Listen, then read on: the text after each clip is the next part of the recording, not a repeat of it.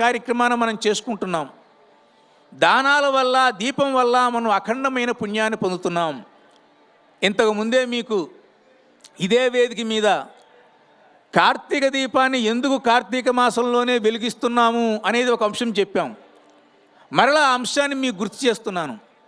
పార్వతీ అమ్మవారికి శివుడికి వివాహం అయిన తర్వాత పార్వతీ అమ్మవారు కైలాసానికి వచ్చింది, పుట్టింటి నుంచి మెట్టింటికి. శివుడి యొక్క ఇల్లు ఎలా ఉంటుంది? అంతా మంచు, ఎక్కడా దీపాలు లేవు. ఈ రాక్షసులు, భూతాలు వీళ్ళే ఇళ్లలో పనిచేసేటువంటి వాళ్ళు, ఊడ్చేవాళ్ళు, ముగ్గులు పెట్టేవాళ్ళు అందరూ. ఎక్కడా దీపారాధన లేదు, వెలుగు లేదు.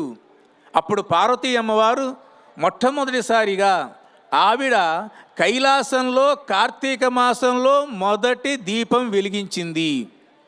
అలాగా ఇంటికి వచ్చినటువంటి కొత్త కోడలు, శివునికి భారీగా వచ్చినటువంటి పార్వతీ అమ్మవారు ఏ కార్తీక మాసంలో ఏ దీపం వెలిగించిందో ఆ దీపాన్ని గనక ఎవరైతే కలియుగం లోపల స్త్రీలందరూ ప్రతిరోజు కార్తీక మాసంలో దీపం వెలిగిస్తారో వాళ్ళ యొక్క మాంగళ్యం గట్టిగా ఉంటుంది, వాళ్ళ ఇళ్లల్లో శుభ సౌభాగ్యాలు ఉంటాయి అని మనకి పురాణాలు చెప్తున్నాయి. కాబట్టి అటువంటి పార్వతీ అమ్మవారు వెలిగించిన కార్తీక దీపాన్ని ఈరోజు మనం కోడి దీపోత్సవంలో మీరందరూ భక్తియుతంగా అమ్మవారిని సేవించి, భజించి, పూజించి, కీర్తించి అమ్మవారి యొక్క దీపారాధన వెలిగిస్తున్నారు.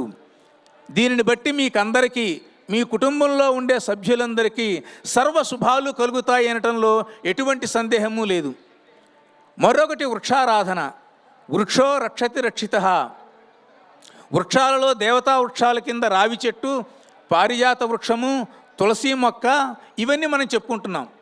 కార్తీక మాసంలో మీరు ఈ పుణ్యం కూడా సంపాదించుకోవటానికి తులసి పూజా కార్యక్రమం, ఉసిరి చెట్టు దగ్గర పూజా కార్యక్రమం, ఉసిరికాయ మీద దీపాన్ని వెలిగించటం, కార్తీక వన సమారాధన, ఈ రకమైనటువంటి ప్రక్రియలన్నిటినీ, అంటే సంవత్సరంలో మీరు చైత్రమాసం నుంచి ఫాల్గుణ మాసం దాకా ఏవైనా పనులు చేసినా చెయ్యకపోయినా, పూజలు చేసినా చెయ్యకపోయినా, దీపారాధనలు చేసినా చెయ్యకపోయినా, రావి చెట్టు చుట్టూతా ప్రదర్శనలు చేసినా చేయకపోయినా, తులసి చెట్టు మొదట్లో నీళ్లు పోసినా పొయ్యకపోయినా, ఆమలక వృక్షము అంటే ఉసిరి చెట్టు దగ్గర భోజనం చేసినా చేయకపోయినా, ఈ కార్తీక మాసంలో నెల రోజులు మీరు తులసి చెట్టుని, ఉసిరి చెట్టుని, దీపాన్ని, దానాన్ని, స్నానాన్ని, ఉపవాసాన్ని, పూజను కనుక చేసినట్లయితే సంవత్సరం మొత్తం మీకు ఎంత పుణ్యం కలుగుతుందో ఈ ఒక్క నెల రోజులు మీకు అంత అఖండమైన పుణ్యం కలుగుతుంది. ఇది మన ఋషులందరూ కార్తీక మాసంలో మనకు అందించినటువంటి అద్భుతమైన వరం. రెండో అంశం ఏంటంటే, కలియుగం లోపల చేస్తే పాపం వల్ల ఫలితం కలుగుతుంది, అట్లాగనే చేస్తే మంచి కర్మ వల్ల పుణ్యం లభిస్తుంది. కానీ కలియుగంలో ఏమని చెప్పారు అని అంటే, పుణ్యం